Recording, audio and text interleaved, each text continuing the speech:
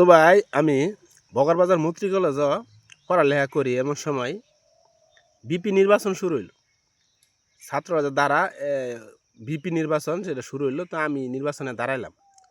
তো আমার বাড়ি হচ্ছে মুখ্যপুর শানকিভাঙ্গা গ্রাম। তো নির্বাচনে দাঁড়ায়া আমি তো বুট পাইলাম মাত্র দুধ দিয়ে। তো একটা বুট তো আমারই, মানে আরেকটা যে কেডা দিছে। তো আমি এটা বই বইয়া ভাবতাছি, একটা হাই হাই বেঞ্চ, ওই বেঞ্চের উপর বইয়া বসে ভাবতাছি যে আরেকটা বুট আমার কেডা দিল। এই সময় একটা মেয়ে আইলো, মেয়েটার নাম হইলো গায়ে আপনার শারমিন একটা শিলা। মেয়েটা মোটামুটি সুন্দর, এত কালাও না, এত সুন্দর না, মোটামুটি সুন্দর চলে আর কি।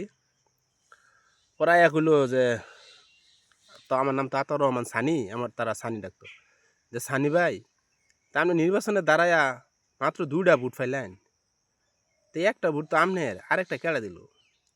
আমি কি আমবো, তো হিটা চিন্তা করতেছি যে একটা ভোট তো আমারই, আরেকটা ভোট কেড়া দিল। আমি পাইলে আর কি জিগাইতাম যে বুটটাকে ইচ্ছা করে দিছিন না ভুলে গেছিন গা। তখন মেয়েটা মানে একটা হাসি মারলো, হাসিটা এত সুন্দর দেখলে, এত সুন্দর লাগলো। তা আমি নির্বাচনে যে ফেল করে বুট দুইটা খাইছি, তো ওই কষ্টটা আমি ভুলে গেলাম। তারপরে আমি কই আপনার হাসি তো অনেক সুন্দর। মেয়ে কয় আপনার তো কথাটা অনেক সুন্দর, কথা অনেক সুন্দর। তা আমার জিজ্ঞাসা আপনাদের বাড়ি কোথায়? ওই মেয়ে, আমি কই যে তুঙ্গর বাড়ি কই? কয় আঙ্গর বাড়ি যে বগার বাজার ওঠার পথে চৌরাস্তায় সাইডে একটা সাদা বিল্ডিং দেখছেন না, 2 তলা, ওইটাই। মনে মনে কই আরে বাবা, মেয়ের বাড়ি তো দেখা বিল্ডিং ঘর। পরে আমার কথা আপনার বাড়ি কই? আমি কই আঙ্গর বাড়ি এই যে শানকিভাঙ্গা বাজার, শানকিভাঙ্গা হাসপাতালটা দেখছেন না, কোহিনুর ফারুক হাসপাতাল, এই হাসপাতালে একটা 4 তলা বিল্ডিং দেখছেন না, এইটাই। আপনার বাড়ি 4 তলা?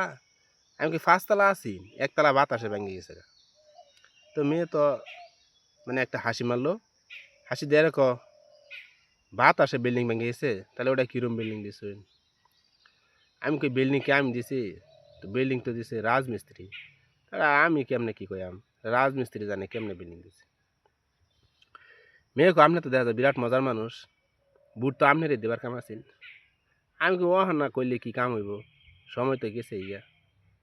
ও না, এই তো কলাপ আছে যে বুট আপনার দেওয়ার কাম আছে, তুমুকরে দেওয়ার কাম আছে, আগে দিয়ে দিতেন দেশে কাম হইতো।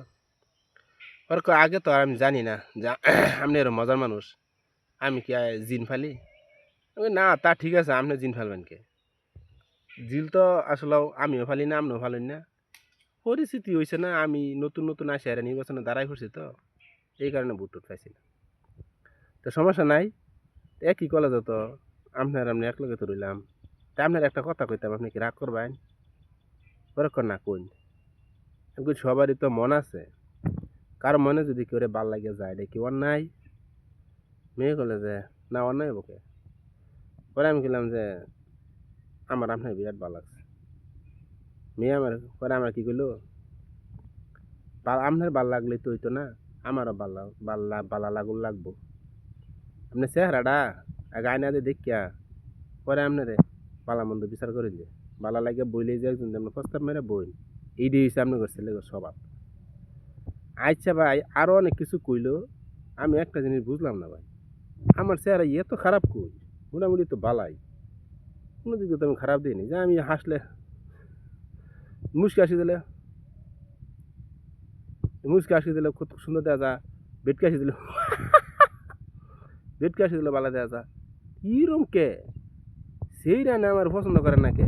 বুঝলাম না ব্যাপারটা ভাই। আপনারা যদি ব্যাপারটা বুঝুন, কমেন্ট একটু জানান যে স্যার।